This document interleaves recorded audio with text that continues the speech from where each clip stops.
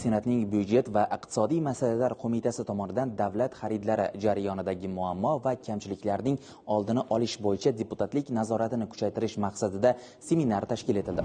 Tadbirda davlat xaridlari jarayonida shaffoflik va raqobatni oshirish borasida amalga oshirilayotgan ishlar yuzasidan axborot berildi. Xususan, 2024-yil davomida respublika bo'yicha 248 trillion so'mdan ortiq davlat xaridlari amalga oshirilishi natijasida 14 trillion so'm mablag' tejalgani qayd etildi. Shuningdek, sohada tadbirkorlik subyektlari ishtiroki 20% ga oshgani ta'kidlandi. Bundan tashqari, korrupsiyaga qarshi kurashish bo'yicha Istanbul harakatlar rejasi doirasida o'tkazilgan 5-monitoring natijalariga ko'ra O'zbekiston davlat xaridlari tizimi o'rta toifadan yuqori toifaga ko'tarilganligi seminarda alohida e'tirof etildi. 2024-yil yakuni bo'yicha jami 26 mingga yaqin davlat xaridlari o'rganish chog'ida 60% ga yaqin davlat xaridlarida raqobatga zid harakatlar, qonun buzish holatlari aniqlandi. Birinchi o'rinda shu ishtirokchilarning bir-biri bilan kelishib olingan harakatlari, muvofiqlashtirish holatlari. Bundan tashqari, buyurtmachilar tomonidan shu qonunchilik talablarini bilmasliklari